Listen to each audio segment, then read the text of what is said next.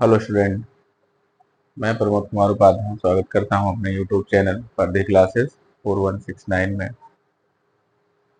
Lens आज खत्म हो जाएगा और दर्पण खत्म हो गया है, मतलब दर्पण परावर्तन खत्म हो गया है, अपवर्तन अपवर्तनांक खत्म हो चुके हैं। आज लेंस का एक टॉपिक बचा है, उपयोग, लेंस के उपयोग और कुछ आंकिक क्वेश्चन है। तो कुछ आंकिक क्वेश्चन करा देंगे तो लेंस खत्म हो जाएगा। तो उपयोग में देखिए, लेंस के कुछ उपयोग लिखे हैं और वो उपयोग आप देख लीजिए, इसको नोट कर लीजिएगा। कभी कभी पूछता है कि लेंस के उपयोग क्या क्या है, या कभी विकल्प देता है क्या यह उत्तल लेंस का उपयोग है, या उत्तल लेंस का उपयोग में आता है कि नहीं, अवतल लेंस का उपयोग में आता है कि नहीं। तो तमाम ऐसे क्वेश्चन बनते हैं 1 नंबर के, और उसमें वस्तुनिष्ठ प्रश्न जो होते हैं वो विकल्पी क्वेश्चन, ऑब्जेक्टिव टाइप। देखिए, लेंसों के उपयोग, उत्तल लेंस कौन कौन सा उपयोग है इसको समझिए। प्रकाशिक यंत्रों में जैसे उत्तल लेंस का प्रयोग सूक्ष्मदर्शी में, दूरदर्शी में, फोटो कैमरा में, फिल्म प्रोजेक्टर में, घड़ी के पुर्जे, जो छोटे घड़ी होती है जो छोटे हाथ में लगाते हैं, जो वॉल वॉच होती है, तो उसमें उसके पुर्जे देखने के लिए डॉक्टर द्वारा आंख और कान का जो परीक्षण करते हैं आंख में लगा के, उसको देखने के लिए, और दूर दृष्टि दोष के निवारण के लिए। दूर दृष्टि दोष में जो लेंस लगाते हैं आंख में, चश्मा जो वो लगाते हैं उत्तल लेंस का। तो दूर दृष्टि दोष भी आप पढ़े नहीं है, वो अगला चैप्टर है। तो बस अभी यहाँ समझ लीजिए कि दूर दृष्टि दोष में उत्तल लेंस प्रयोग में किया जाता है, लिया जाता है, और निकट दृष्टि दोष में अवतल लेंस का प्रयोग होता है। जो भी अगला जो चैप्टर है वही हमारा है, दूर दृष्टि दोष, निकट दृष्टि दोष और वर्णांधता, अबिंदुकता, जरा दूरदृष्टिता, ये सब अगले चैप्टर में आएगा। तो ये इतने जो हैं सब यूज में आते हैं, उत्तल लेंस में उपयोग होता है। अवतल लेंस में एक विशेष प्रकार का दूरदर्शी गैलीलियो ने बनाया था, तो उस गैलीलियो के दूरदर्शी में इसका प्रयोग होता है।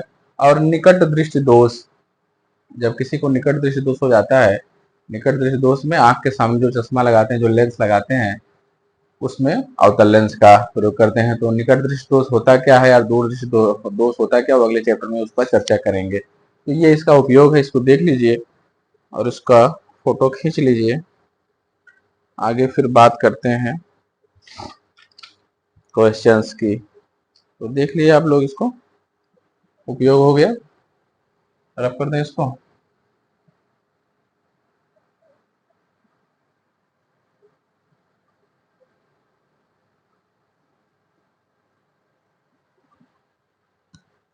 ये चलेगा आंकिक प्रश्न।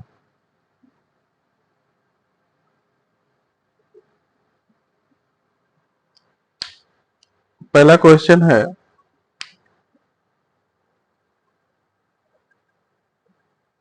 पहला क्वेश्चन है 20 सेंटीमीटर फोकस दूरी के, 20 सेंटीमीटर फोकस दूरी के, 20 सेंटीमीटर फोकस दूरी के अवतल लेंस के सामने, अवतल लेंस के सामने, अवतल लेंस के सामने 30 सेंटीमीटर दूर, 30 सेंटीमीटर दूर रखी वस्तु के, रखी वस्तु के प्रतिबिंब की स्थिति, प्रतिबिंब की स्थिति ज्ञात कीजिए।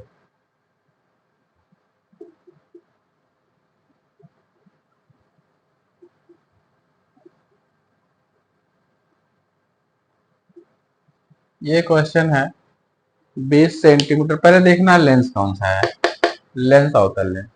एक बात ध्यान से समझ लीजिए, अवतल लेंस होगा तो उसकी फोकस दूरी ऋणात्मक होती है, और उत्तल लेंस होगा तो उसकी फोकस दूरी धनात्मक होती है। ये बात अपने माइंड में बैठा लीजिए। लेंस की बात कर रहे हैं अगर, और उसमें उत्तल लेंस की बात करेंगे तो उसकी फोकस दूरी धनात्मक, और अवतल लेंस की बात करेंगे तो उसकी फोकस दूरी ऋणात्मक होगी। तो सीधी सी बात है, अवतल लेंस की बात कर रहे हैं तो फोकस दूरी जो हो जाएगी वो -20 सेंटीमीटर हो जाएगी। लेंस के सामने वस्तु रखी है तो वस्तु तो हमेशा माइनस में ले लेते हैं, क्योंकि वस्तु जो है वो लेंस के बाएं साइड में स्थित कर देते हैं उसको हम। तो यह 30 सेंटीमीटर माइनस। थोड़ा समझने का प्रयास करिए। जैसे ये हमारा हो गया अवतल लेंस, और अवतल लेंस में ये हो गया मुख्य अक्ष।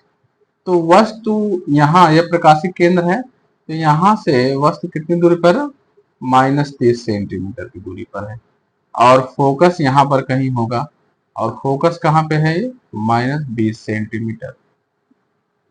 तो फोकस -20 है और वस्तु है -30 पर। हमको ये अच्छे से पता है कि अवतल लेंस में वस्तु अगर अनंत पर होती है तो उसका प्रतिबिंब फोकस पर बनेगा, प्रथम फोकस पर। लेकिन अगर वस्तु अनंत और प्रकाशिक केंद्र के बीच में कहीं पर भी स्थित है, उसका प्रतिबिंब हमेशा बनेगा प्रकाशिक केंद्र और फोकस के बीच में। ये मान लीजिए F1 फोकस है, तो प्रतिबिंब बनेगा प्रकाशिक केंद्र और फोकस के बीच में। समझने वाली बात यह है कि फोकस हमारा दिया है -20 सेंटीमीटर, 20 सेंटीमीटर दिया हुआ है। इसका मतलब जो भी आंसर आएगा वो 20 सेंटीमीटर से कम आएगा, क्योंकि यहाँ के दोनों के बीच में ही प्रतिबिंब बनेगा। इसके इधर प्रतिबिंब बन ही नहीं सकता अवतल लेंस में। तो 20 सेंटीमीटर यहाँ पर दिया हुआ है, इसका मतलब इनके बीच में बनेगा, तो जो भी आंसर आएगा वो 20 सेंटीमीटर से कम आएगा और माइनस में आएगा, क्योंकि प्रतिबिंब भी इधर ही बनता है। तो ये चीजें क्लियर हो जाएंगी आपको, इतने से थोड़े से फिगर बना के रफ में आप काम कर सकते हैं। अब लगाने के लिए देखिए, हमारा सूत्र है 1/f बराबर 1/v माइनस 1/u। 1/f मतलब 1/-20, इसका मान पता नहीं है, माइनस 1/v का मान है -30।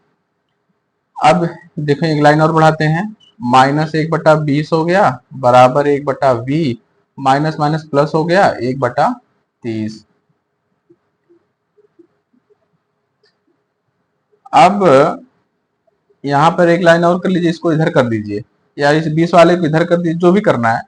तो 30 को इधर लेके आइए, तो हो जाएगा 1/v बराबर, 30 इधर आ रहा है, -1/20, और ये 30 इधर आएगा तो -1/30। 1/v बराबर हो जाएगा, इसका एलसीएम 60 होगा, तो 20 तिहाई 60 और 30 दूनी 60। तो 1/v बराबर हो जाएगा -5/60। तो 5 एकम 5, 12/12 1/v हमको मिल जाएगा -1/12। 1/12 मिल गया, तो v बराबर हमको मिल जाएगा -12 सेंटीमीटर। तो v बराबर क्या मिल गया, 12 सेंटीमीटर। फोकस कहाँ पे है, फोकस है 20 सेंटीमीटर पे, और प्रतिबिंब कहाँ बनेगा, 12 सेंटीमीटर पे। मतलब प्रकाशिक केंद्र और फोकस के बीच में बन रहा है ना, क्योंकि 20 सेंटीमीटर तो मैक्सिमम पॉइंट दे दिया है फोकस का, है यहीं तक है फोकस, और 12 सेंटीमीटर कहीं यहाँ पर आएगा तो इनके बीच में ही बन रहा है। तो इतनी चीजें क्लियर हो गई। माइनस माइनस मतलब यह दिखा रहा है कि प्रतिबिंब आपका बाएं साइड है लेंस के। तो इसको देख लीजिए, अब कर दें इसको।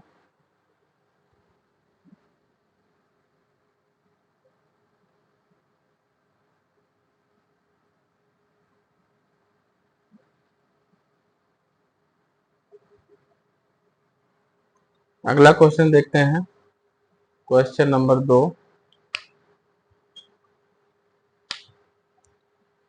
10 सेंटीमीटर लंबी कोई वस्तु 10 सेंटीमीटर लंबी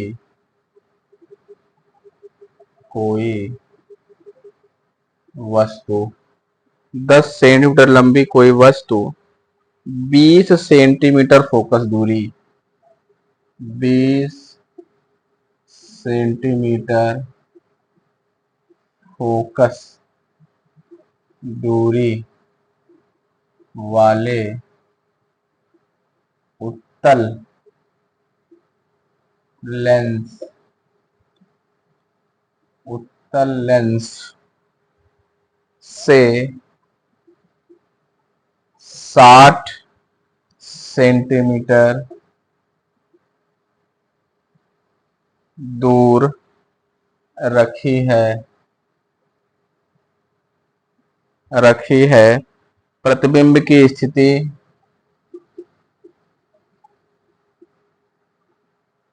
प्रतिबिंब की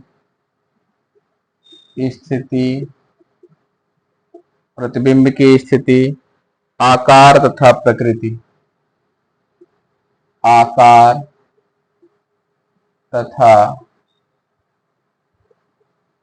प्रकृति ज्ञात कीजिए। ये क्वेश्चन है, देखिए अब इसको हल करेंगे।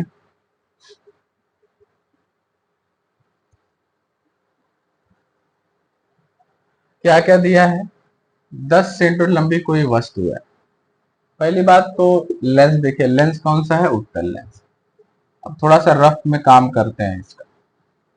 ये हो गया हमारा उत्तल लेंस, ये हो गया मुख्य। 10 सेंटीमीटर लंबी कोई वस्तु 20 सेंटीमीटर, यहां से 20 सेंटीमीटर पर फोकस दूरी F1 कितना दिया है? 20 सेंटीमीटर। और 20 सेंटीमीटर F1 हो गया तो F2 F1 कहां पे हो जाएगा? 2F1 हो गया 40 सेंटीमीटर। ध्यान से बात को समझिए। दिया है 20 सेंटीमीटर फोकस दूरी, तो 20 सेंटीमीटर फोकस दूरी लिख दिया हमने, F1 हो गया। अब F1 का डबल होता है 2F1, तो 20 का डबल 40 हो गया। 40 सेंटीमीटर पे 2F1, ये तो अंडरस्टूड है। अब कह रहा है कि जो वस्तु रखी है वो 60 सेंटीमीटर पे रखी है, तो वस्तु रखी यहां पर, कहीं पर वस्तु है, ये है 60 सेंटीमीटर, यहां पर वस्तु है और वस्तु की हाइट दिया हुआ है 10 सेंटीमीटर। ये कंडीशन। स्थिति कौन सी है? स्थिति है दूसरी। पहली स्थिति क्या थी? अनंत।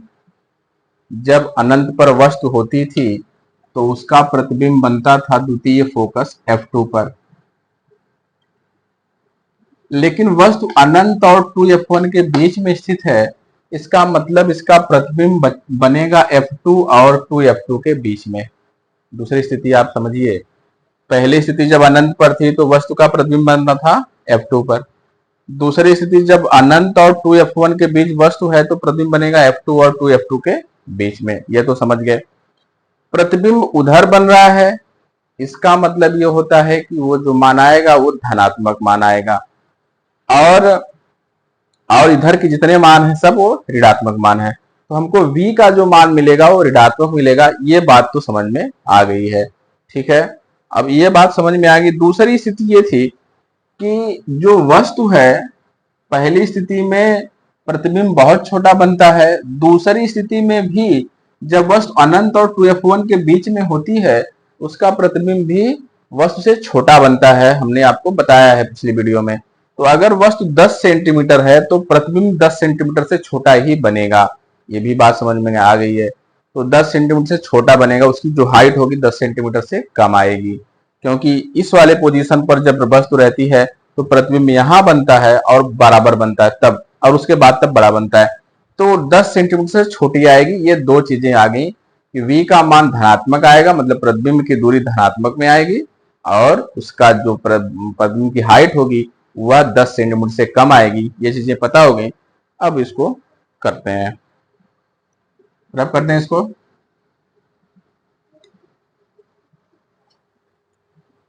तो लिखेंगे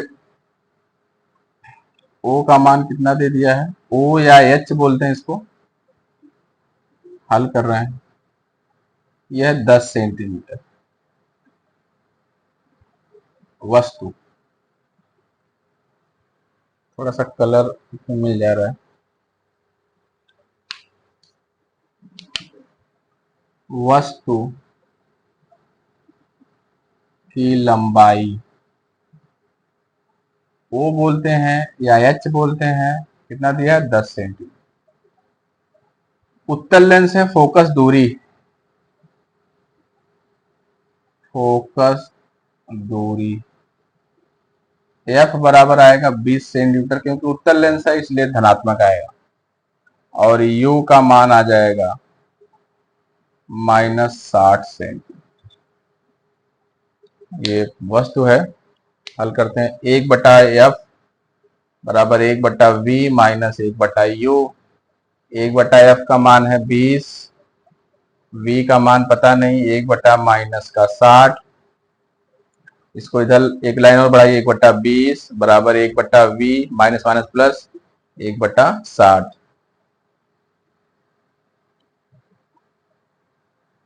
तो इस 60 को इधर लाइए, हो जाएगा 1/v बराबर 1/20 माइनस 1/60।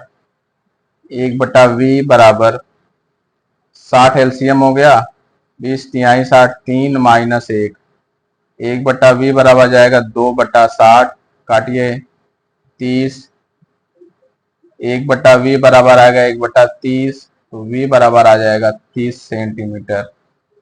देख लीजिए, धनात्मक में आ गया। तो प्रतिबिंब की स्थिति क्या हो गई, 30 सेंटीमीटर लेंस के दाहिने तरफ। आकार देख लीजिए, हमको पता क्या है, I/O बराबर होता है V/U। अब मान रख लीजिए, I का मान हमको पता नहीं है, O का मान पता है, कितना है 10 सेंटीमीटर, क्योंकि अब प्लस में रहेगा, वस्तु ऊपर है मुख्य अक्ष के। V का मान भी इधर है तो 30 सेंटीमीटर प्लस में है, और U का मान हमको पता है -60 है। तो 30 एक कम 30, 30 दूनी 60। यहाँ लिखेंगे I/10 बराबर -1/2। तो गुणा कर लीजिए, 2I बराबर हो जाएगा -10, I बराबर आ जाएगा -10/2। I बराबर आ जाएगा -5 सेंटीमीटर। हमने बताया था आपको कि वस्तु से छोटा आएगा, वस्तु है 10 सेंटीमीटर हाइट की और प्रतिबिंब है 5 सेंटीमीटर हाइट, माइनस बता रहा है कि मुख्य अक्ष के नीचे है, तो दिखाए भी थे आपको। तो प्रतिबिंब की स्थिति क्या है देख लीजिए, आकार क्या है देख लीजिए। तो प्रतिबिंब की स्थिति है 30 सेंटीमीटर लेंस से दाहिने, आकार है 5 सेंटीमीटर मुख्य अक्ष के नीचे, और प्रकृति क्या है, उल्टा है प्रतिबिंब, तो वास्तविक बनेगा तो उल्टा बनेगा। ये क्वेश्चन देख लीजिए, अच्छा क्वेश्चन है।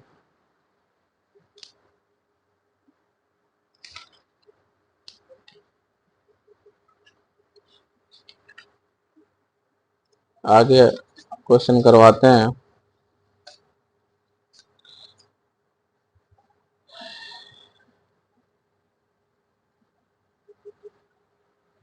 रब कर दे इसको। तो 2 क्वेश्चन हो गए दोनों पर, एक अवतल लेंस पे हो गया, एक उत्तल लेंस पे हो गया।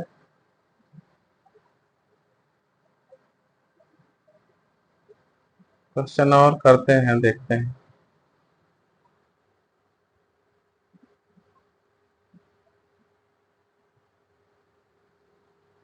क्वेश्चन नंबर 3 कर लीजिए इसको। वायु में प्रकाश की चाल, वायु में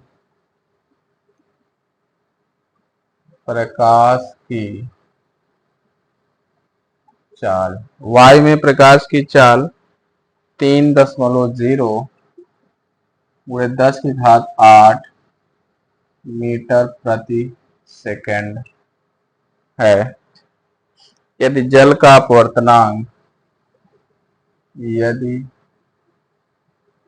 जल का अपवर्तनांक, यदि जल का अपवर्तनांक 4/3 हो तो जल में प्रकाश की चाल ज्ञात कीजिए। ये सवाल देखिए, अपवर्तनांक पर है ये। पहले प्रकाश कहाँ जा रहा है? वायु में। पहले प्रकाश कहाँ जा रहा है? वायु में।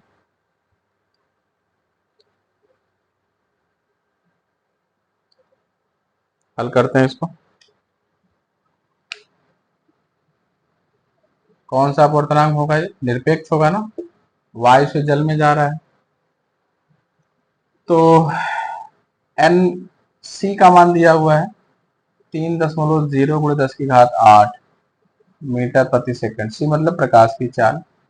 एन का मान दिया है 4/3। तो एन बराबर होता है निरपेक्ष में C/V। निरपेक्ष अपवर्तनांक, जब प्रकाश वायु से किसी अन्य माध्यम में प्रवेश करता है तो वायु में प्रकाश की चाल बटे उस माध्यम में प्रकाश की चाल जहां वो जा रहा है। तो एन बराबर, एन का मान दिया हुआ हमको, क्या दिया हुआ है? 4/3। 4/3 बराबर C 3 गुणे 10⁸ V इधर करिए, 4/3 इधर कर दीजिए, तो जाएगा V बराबर 3 गुणे 10⁸ 3 ऊपर कर लीजिए, V बराबर आ जाएगा 3 गुणे 3 ऊपर चला जाएगा 3 10⁸ V बराबर आ जाएगा 3×3=9/4 गुणे 10⁸ भाग दे दीजिए 9/4 क्या आएगा? 9 में भाग दे दें, देखिए तो 4 दूनी 8, 1 0, 4 दूनी 8, 2 20, 4 5 20। तो कितना आ गया? 2.25 गुणे 10⁸ मीटर प्रति सेकंड। ये आ जाएगा जल में प्रकाश की चाल। अपवर्तनांक का सवाल है तो देख लीजिए। फिर एक सवाल करते हैं।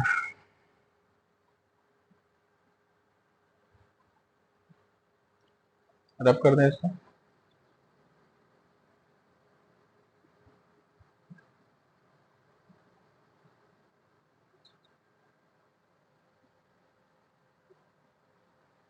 अगला सवाल देखिए, वायु के सापेक्ष जल,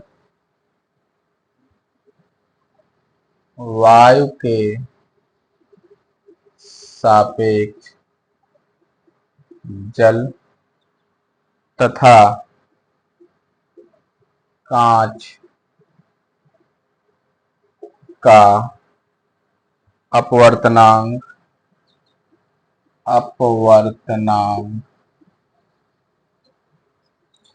क्रमशः 4/3 व 3/2 है।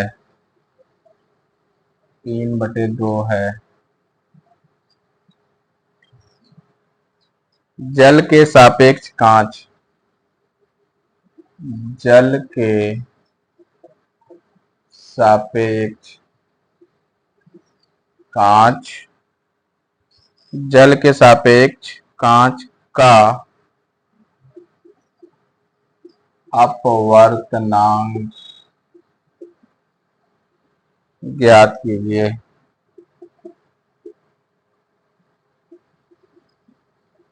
ये सवाल देख लीजिए।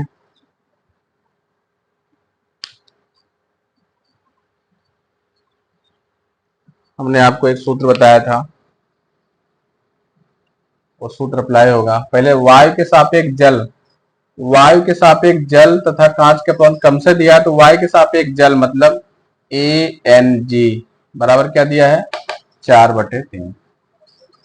और वायु के सापेक्ष कांच ANG मतलब AN, वायु के सापेक्ष जल मतलब ANW और कांच मतलब ANG। कितना दिया है? 3/2। इसको देखिए, वायु के सापेक्ष जल ANW और वायु के सापेक्ष कांच ANG।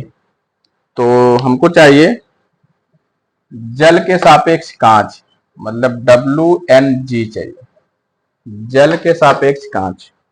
ये सूत्र हम आपको लिखाए थे, बराबर था ए एन जी बटा ए एन डब्ल्यू। देख लीजिए, ये आपको याद है, ये सूत्र में लिखाया था आपको, इसका मान दिया, इसका मान दिया, ये निकालना है। तो यहाँ पर ए एन जी का मान हो गया 4/3 और ए एन जी का मान हो गया 3/2। इसको हल करते हैं तो 4 यहाँ लिख लीजिए, डब्ल्यू एन जी बराबर 4/3 और 2 ऊपर चला जाएगा, इसको कर सकते हैं आप गुणे 2/3, भाग है, गुणा करेंगे उलट जाएगा, तो 3 हो गया, 4 दूनी 8 और बटा 3 दिया 9।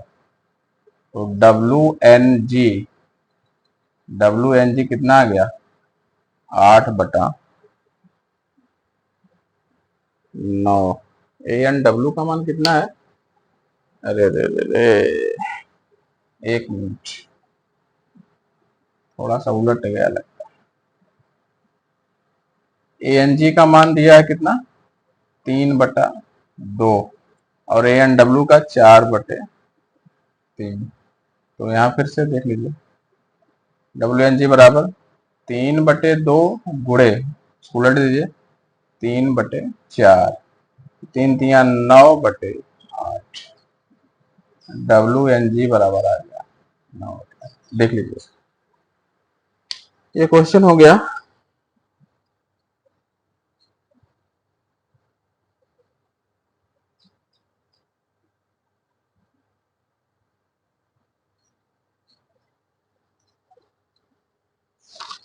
क्वेश्चन और करते हैं,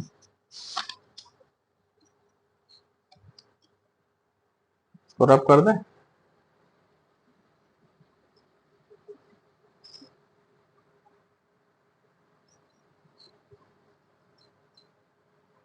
अगला क्वेश्चन देखिए, किसी लेंस की क्षमता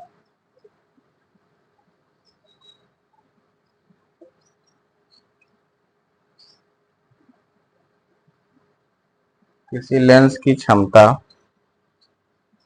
-5.0 डायोप्टर है।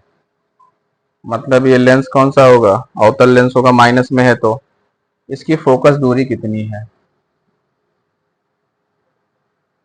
इसकी फोकस दूरी कितनी है। माइनस में क्षमता है तो अवतल लेंस होगा, समझ लीजिए।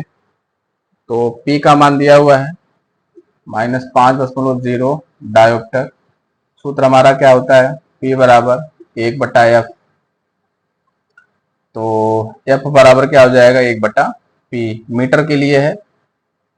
तो F बराबर 1/-5.0। अगर चाहें आप तो सेंटीमीटर बना लीजिए, ये तो मीटर में आ गया। तो F बराबर, सेंटीमीटर के लिए क्या करते हैं, 100 सेंटीमीटर के लिए सूत्र हमारा होता है P बराबर 100/F, यहाँ सेंटीमीटर में, और ये होता है मीटर में। तो अगर सेंटीमीटर आना है तो 100/-5.0 कर लीजिए, यह बराबर आ जाएगा -100/5, तो यह बराबर आ जाएगा -20 सेंटीमीटर। -20 सेंटीमीटर। अगर मीटर करना हो तो यहाँ पे आप पॉइंट में बना सकते हैं, सेंटीमीटर में ऐसे कर सकते हैं।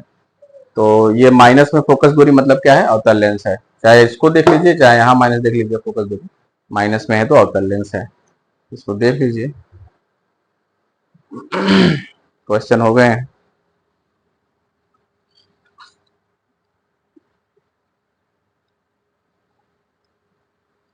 इसको क्वेश्चन को देख लीजिए,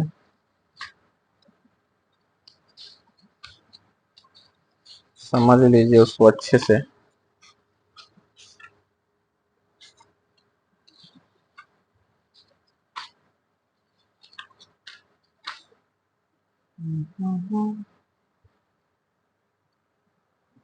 रब कर दें इसको।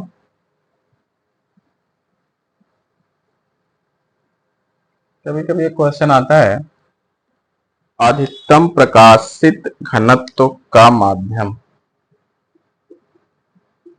अधिकतम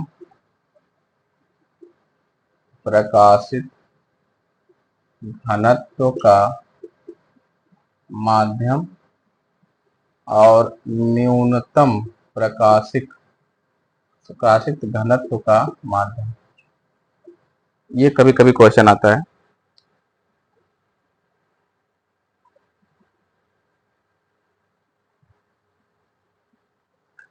तो अधिकतम प्रकाशित घनत्व का माध्यम होता है हीरा। ये इंपॉर्टेंट है, इसको आप वैकल्पिक क्वेश्चन में बहुत बार पूछा, हीरा। और इसका जो अपवर्तनांक होता है, हीरा का अपवर्तनांक जो होता है 2.42। और न्यूनतम प्रकाशित घनत्व का माध्यम होता है वायु, और इसका अपवर्तनांक होता है 1.0003। तो पूछेगा अधिकतम प्रकाशित घनत्व का माध्यम हीरा, अपवर्तनांक कितना होता है हीरा की, ये भी नोट कर लीजिए। न्यूनतम प्रकाशित घनत्व का माध्यम वायु, और इसका अपवर्तनांक होता है 1.003।